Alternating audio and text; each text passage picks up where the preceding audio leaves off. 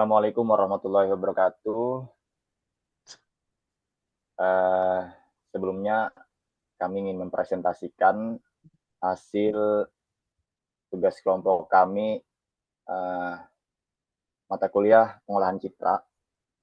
Di sini kami mengambil judul yaitu analisis citra digital untuk deteksi perubahan lahan dan mitigasi bencana alam.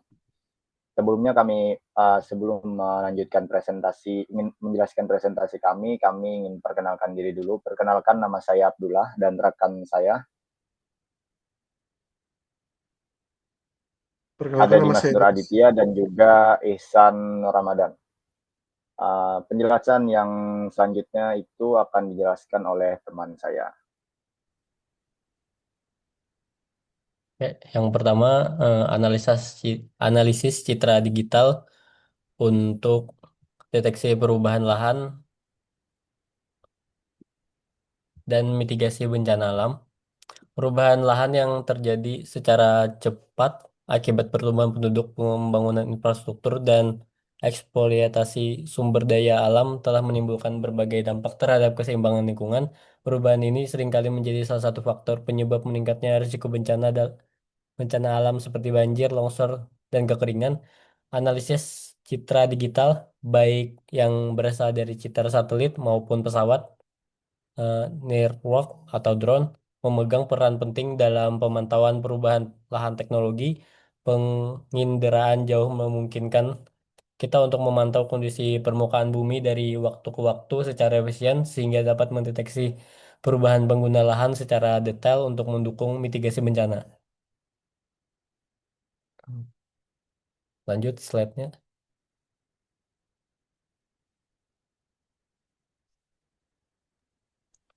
Ntar ada kendala nih.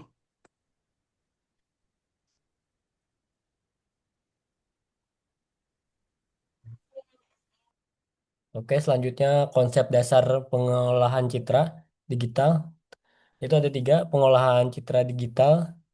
Yang pertama, disiplin ilmu yang berkaitan dengan pemrosesan gambar dalam bentuk sinyal digital oleh komputer, berlanjutan untuk meningkatkan kualitas visual, mengekstraksi informasi, atau menghasilkan citra baru yang memberikan makna lebih dalam. Ada juga penginderaan jauh, teknik memperoleh informasi tentang permukaan bumi tanpa kontak langsung menggunakan sensor pada satelit atau pesawat udara yang menangkap pantulan sinyal elektromagnetik dari objek di permukaan bumi. Terakhir itu deteksi perubahan lahan, proses mengidentifikasi perbedaan antara dua citra yang diambil pada waktu berbeda digunakan untuk memantau dinamika lingkungan akibat aktivitas manusia atau proses alami.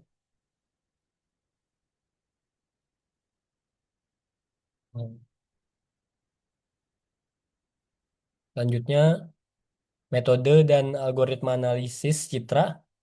Sini ada tiga. Yang paling atas itu random forest, metode supervised classification handal untuk data spektal yang kompleks. Yang kedua ada NDVI analysis, indeks vegetasi untuk mengukur kesehatan dan kepadatan vegetasi. Yang ketiga ada backscatter thresholding, teknik untuk identifikasi area tergenang dari citra radar. Yang keempat, di AM analisis topografi untuk penilaian risiko longsor. Metode-metode ini diimplementasikan melalui tahapan pre-processing, koreksi atmosferik dan geometrik, ekstraksi fitur, segmentasi dan klasifikasi citra, serta serta interpretasi hasil secara spesial dan temporal. Penggunaan algoritma yang tepat sangat menentukan akurasi hasil analisis perubahan lahan. Selanjutnya, selanjutnya studi kasus perubahan lahan di Kalimantan Selatan. Yang pertama, analisis tutupan hutan.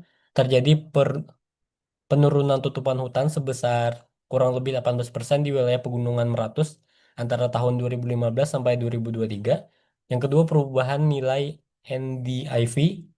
NDIV tahun 2015 menunjukkan nilai dominan dari 0,6 sampai 0,8 vegetasi lebat bergeser ke 0,3 sampai dengan 0,5 yang vegetasi terdegradasi pada tahun 2023. Yang ketiga, ekspansi lahan terbuka. Luas lahan terbuka dan eks tambang meningkat signifikan, terutama di wilayah Tanah Bumbu dan Tapin. Yang keempat, dampak banjir pada Januari tahun 2021, banjir meluas hingga kurang lebih 130 kilometer dan menggenangi lebih dari 10 kecamatan di dataran rendah. Baik, selanjutnya deteksi dan mitigasi bencana alam. Yang pertama, deteksi banjir. Menggunakan citra Sentinel 1 SAR dengan teknik backcaster thresholding untuk identifikasi area tergenang bahkan saat tertutup awan. Yang kedua, analisis longsor. Kombinasi DEM dari SRTM dengan ada data NDVI untuk menilai potensi longsor di kawasan dengan kemiringan 30 derajat. Yang ketiga, monitoring kebakaran. Deteksi kebakaran hutan melalui citra termal dan analisis perubahan NDVI untuk identifikasi area terdampak. Yang keempat, sistem peringatan dini, integrasi hasil analisis dengan SIG untuk menghasilkan peta zonasi risiko dan mendukung sistem peringatan dini. Selanjutnya, keuntungan dan tantangan teknologi. Yang pertama, keuntungan. Yang pertama, pemantauan jangka panjang dengan cakupan luas. Yang kedua, pendekatan non-invasif yang efisien. Dan yang ketiga, integrasi spasial dengan sistem informasi geografis. Yang keempat, mendukung sistem peringatan dini bencana. Yang keempat, basis data untuk perencanaan tata ruang berkelanjutan. Yang kelima, membantu pemulihan lahan kritis dan perencanaan reforestasi. Yang selanjutnya tantangan. Yang pertama, resolusi spasial terbatas untuk detail sangat kecil. Yang kedua, citra optik rentan tertutup awan. Yang ketiga, membutuhkan keahlian teknisi tinggi. Yang keempat, keterbatasan dalam intervensi dalam data kompleks. Yang kelima, biaya tinggi untuk data resolusi sangat tinggi.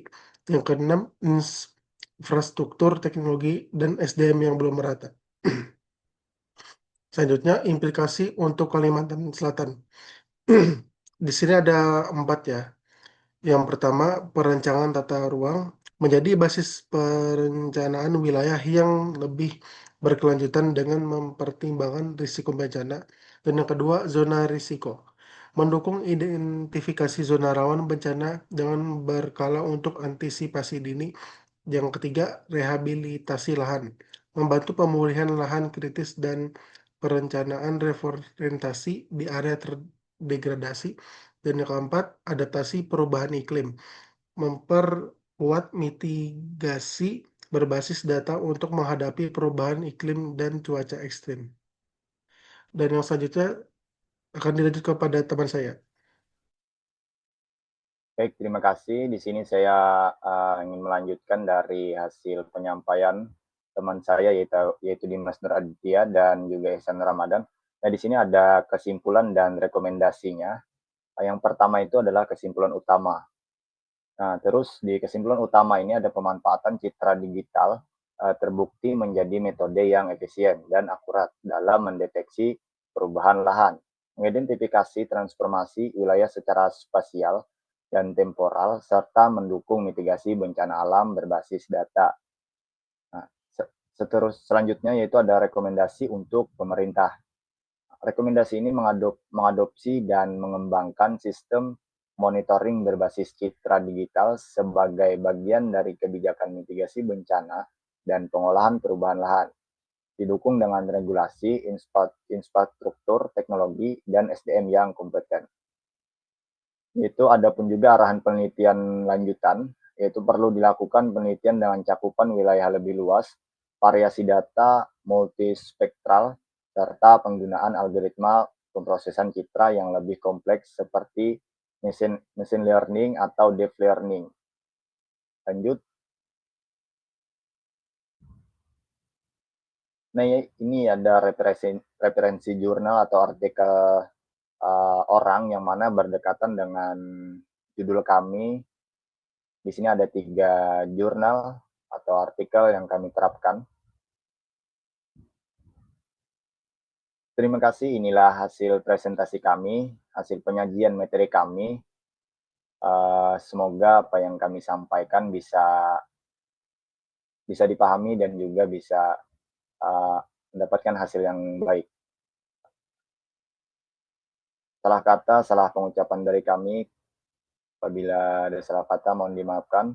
Wabillahi taufiq wal hidayah. Wassalamualaikum warahmatullahi wabarakatuh.